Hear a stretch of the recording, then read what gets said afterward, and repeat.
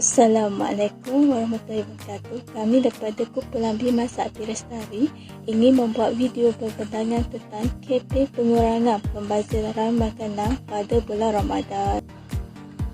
Pengenalan, pembaziran merupakan satu kerugian dalam bentuk wang ringgit maupun barangan ataupun makanan. Terdapat pelbagai jenis pembaziran yang sering berlaku dalam kehidupan seharian kita seperti makanan, wang dan masa. Ia juga merujuk kepada pembuangan barang-barang yang boleh dimakan, terutamanya oleh pengucik dan pengguna disebabkan oleh tingkah laku perniagaan dan individu. Di Malaysia, pembaziran makanan yang sering berlaku dalam kehidupan kita, lagi-lagi pada bulan Ramadan. Tahukah anda bahawa pembaziran sistem makanan adalah tinggi pada bulan Ramadan berbanding bulan-bulan lain? SWCOP telah menunjukkan bahawa sepanjang 30 Ramadan, sistem makanan yang terbuang ialah 270,000 dan setiap tahun atau lebih kurang 9,000 tan sehari. Makanan yang terbuang itu sebenarnya cukup untuk memberi 180 juta orang, iaitu 6 kali ganda daripada jumlah penduduk Malaysia yang kini berjumlah 32 juta orang. Selain itu, Alam Flora juga telah melaporkan bahawa 4 kategori makanan yang sering dibuang iaitu sayuran, makanan di dalam tin yang tamat taring rumput, sisa makanan yang dihasilkan pengguna dan peniaga, serta pembungkusan iaitu plastik yang digunakan untuk membungkus makanan. Tradisional, kempen mengurangkan pembaziran makanan pada bulan Ramadan merupakan satu kempen untuk semua warga UMT demi melahirkan dan memupuk rasa tanggungjawab para pelajar, pensyarah dan seterusnya ibu bapa pelajar mengenai pembaziran makanan. Melalui kempen ini juga, ia dapat mendidik warga UMT untuk lebih menghargai makanan bagi mengelakkan pembaziran. Terdapat 2 objektif untuk kempen ini. Yang pertama, untuk memberi kesedaran kepada warga UMT bagi mengelakkan pembaziran makanan, dan yang kedua, untuk menggalakkan amalan cara hidup sihat dan mesra alam dalam kalangan warga UMT. Terdapat 3 metodologi telah kami lakukan supaya kempen ini. Yang pertama, menyediakan poster yang mengandungi maklumat tentang cara mengurangkan sisa makanan semasa bulan puasa serta kebaikan dan keburukan mengurangkan pembaziran makanan. Yang kedua, kami telah mengedarkan borang kaji soal sidik untuk mendapatkan pendapat tentang keburukan lebihan sisa makanan kepada alam sekitar. Yang ketiga, ialah penyebaran poster telah kami lakukan melalui akaun media sosial seperti Facebook, Instagram, WhatsApp dan Twitter. Ini merupakan contoh soalan-soal sidik Google Form yang telah kami edarkan kepada pelajar UMT. Dan ini pula ialah contoh poster yang telah kami sebarkan di media sosial iaitu di Facebook, WhatsApp, Twitter dan Instagram. Seterusnya, untuk rancangan penyediaan, membuat dan menyebarkan poster tentang pengurangan sisa makanan pada bulan Ramadan.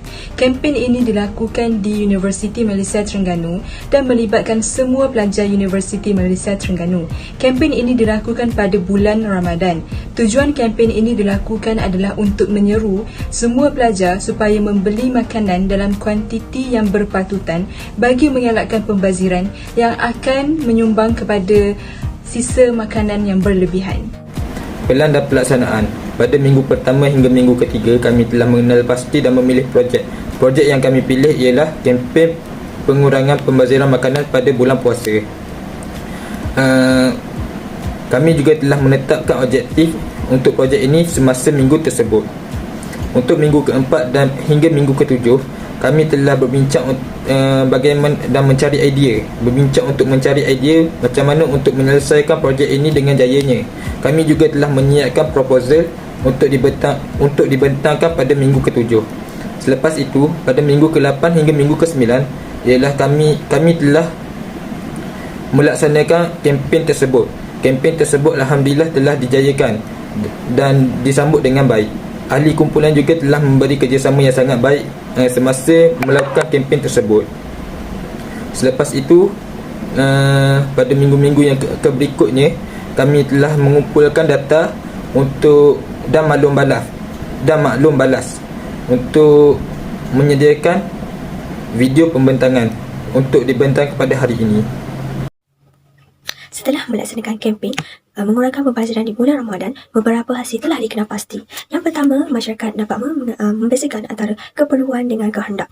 Seramai 34% responden bersetuju bahawa sikap tamak dengan memilih makanan dalam kuantiti yang banyak menjadi punca kepada masalah ini. Manakala 42 orang pula menyokong untuk merancang pembelian sebelum ke bazar. Jadi kita dapat mengekalkan kelestarian hidupan.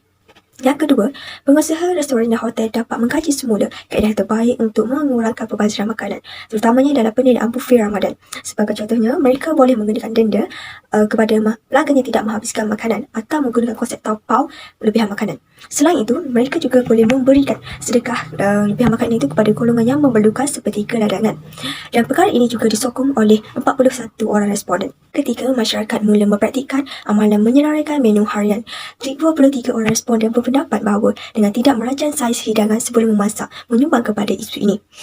Oleh itu, mereka mula melaksanakan konsep satu hari satu menu. Yang keempat ialah meningkatkan kesedaran tentang cara pengendalian makanan dengan betul. Berdasarkan soal sendiri, sebanyak 35.6% tidak tahu cara penyimpanan makanan dengan betul. Pembaziran makanan terbagi kepada dua kategori.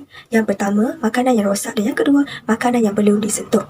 Jadi, isi rumah diseru untuk mengamalkan konsep masak sendiri kerana itu lebih bersih dan berkhasiat dengan menggunakan bahan yang semula jadi. Antara cara yang betul untuk mengenali makanan iaitu dengan tempoh memasak yang paling minimum iaitu selama 15 minit dan juga tempoh penyimpanan di dalam peti sejuk tidak melebihi 3 hari. Kesan daripada kempen pengurangan pembaziran makanan kami pada bulan Ramadan ialah pertama, para pelajar lebih mengetahui tentang keburukan makanan berlebihan itu, peningkatan suhu secara mendadak hasil daripada kesan rumah hijau, dan kedua, para pelajar juga digesa untuk berbelanja mengikut keperluan dan tidak melakukan pembaziran yang membawa kepada sistem makanan yang meningkat. Ketiga, kempen ini juga berkongsi idea kepada pelajar untuk menguruskan sistem makanan secara efektif, iaitu dengan menjadikannya baja kompos yang boleh digunakan pada tanaman masing-masing. Dan aktiviti ini boleh dilakukan dan boleh dilaksanakan oleh pelajar ketika berada di rumah, dan ia adalah satu aktiviti yang memberi kesan yang baik kepada alam sekitar. Seterusnya, untuk perkara lain-lain pula, amalan recycle adalah tidak dilupakan. Sebanyak 93.2% boleh tahu mengenainya, manakala selebihnya tidak tahu bahawa lebihan makanan boleh jadikan baja kompos. Jadi, pelaksanaan kempen ini dapat memberikan pendedahan tentang baja kompos, iaitu selaras dengan versi ke-7 di dalam Dasar Alam Sekitar Negara, yang itu untuk komitmen dan kebertanggungjawaban masyarakat untuk menjaga kelestarian alam. Yang kedua, retop, iaitu teknik menjaga jangka hayat makanan, iaitu seperti menggunakan kaedah vacuum atau liling melalui proses pembungkusan yang dikedapkan dan disteril untuk menjaga kualiti makanan. Yang ketiga, repair, iaitu dengan melaksanakan program Edible Garden untuk menyelamatkan rafaian makanan yang dilaksanakan oleh MRD, dan akhir sekali iaitu rating. Sebagai masyarakat, kita hendaklah canda terhadap masalah kebuluran yang berlaku di dunia. Sememangnya, pembaziran makanan tidak boleh dihapuskan, tetapi kita mampu untuk mengawalnya. Sebagai kesimpulan, kebanyakan rakyat Malaysia akan mengunjungi bazar Ramadan yang tumbuh seperti cendawan selepas hujan di setiap komuniti. Namun, di sebalik menyambut kemeriahan iftar, kita tidak seharusnya menyumbang kepada pembaziran makanan. Jika diteliti dengan lebih mendalam, berhemah dalam berbelanja untuk makanan bukan sahaja boleh menyumbang kepada penjimatan belanja harian, malah ianya juga boleh membantu negara dalam usaha untuk mengurangkan perbelanjaan untuk memproses sisa pepejal. Di samping itu, ianya juga dapat membantu dalam usaha kita mengurangkan impak negatif yang boleh terhasil dari pembaziran makanan kepada alam sekitar.